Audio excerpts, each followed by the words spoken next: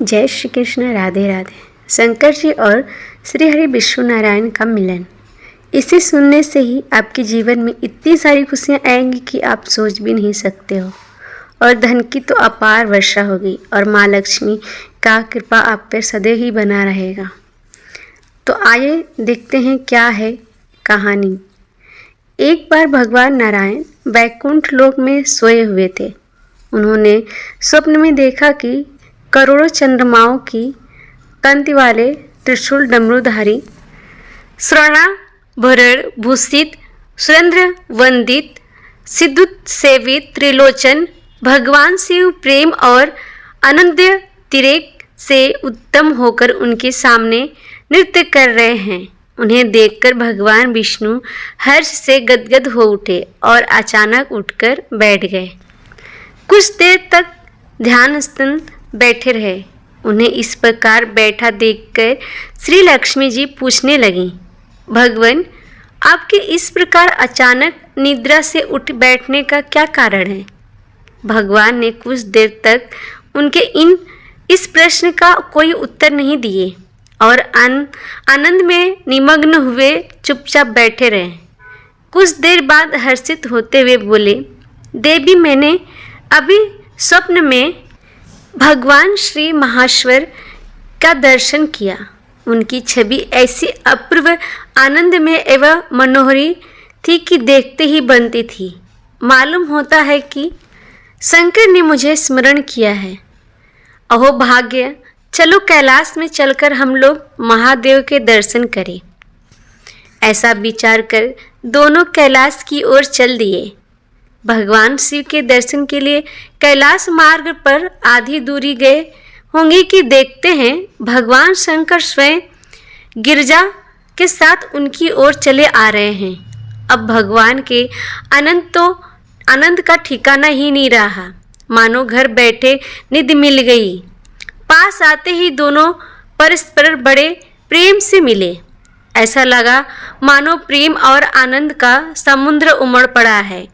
एक दूसरे को देखकर दोनों के नेत्रों से आनंद बहने लगे और शरीर पुलकितमय हो रही थी, यानी खुशी से समाये नहीं रहे थे। दोनों ही एक दूसरे से लिपटे हुए कुछ देर मुक्त खड़े रहे।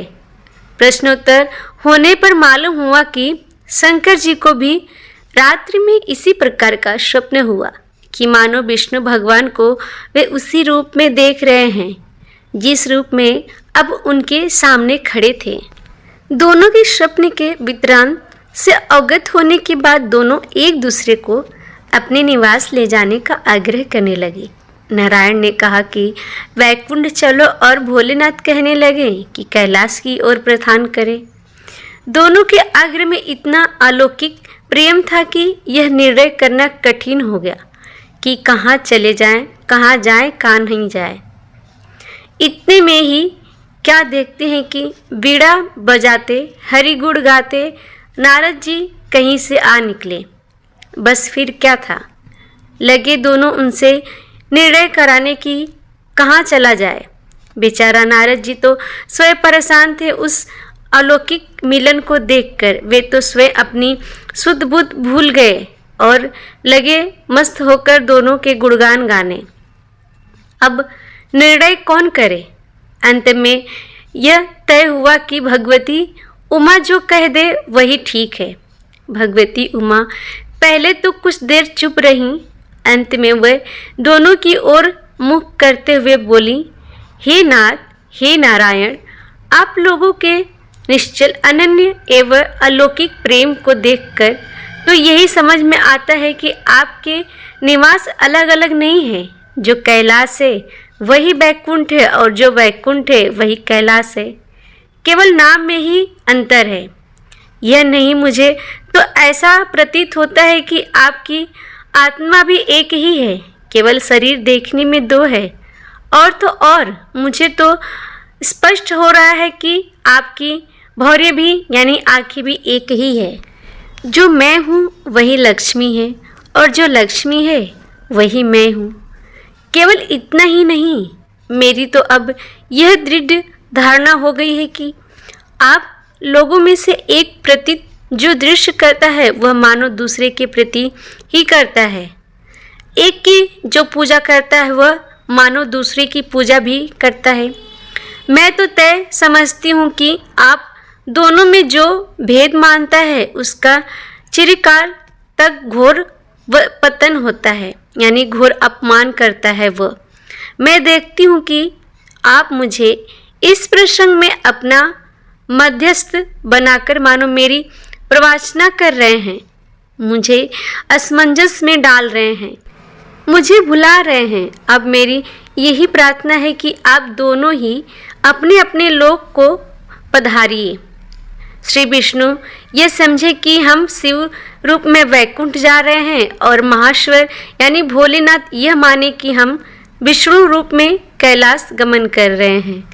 इस उत्तर को सुनकर दोनों परम प्रसन्न हुए और भगवती उमा की प्रशंसा करते हुए दोनों ने एक दूसरे को प्रणाम किया और अत्यंत हर्षित होकर यानी खुश होकर अपने अपने लोक को प्रस्थान किए।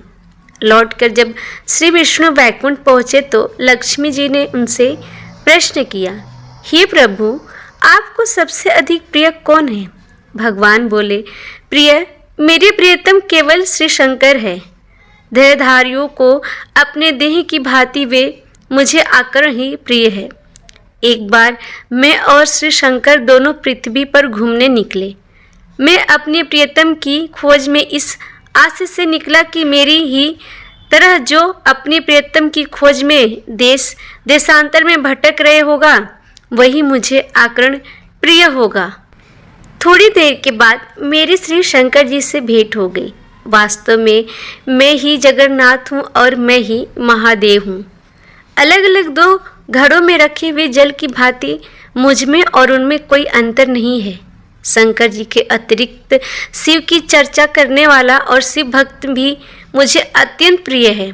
इसके विपरीत जो शिव की पूजा नहीं करते हैं वे मुझे कतई प्रिय नहीं हो सकते। इस तरह जो शिव की पूजा करते हैं वह वैकुंठवासी विष्णु को भी स्वीकार है और जो श्री विष्णु की वंदना करता है वह त्रिपुरी को भी मान लेता है। दोस्तों, उम्मीद है श्री हरिनारायण और महादेव की ये कथा आपको ज़रूर पसंद आई होगी और मेरे चैनल को सब्सक्राइब कर लीजिए। ऐसे ही अच्छे और वीडियो देखने के लिए thank you for watching my video.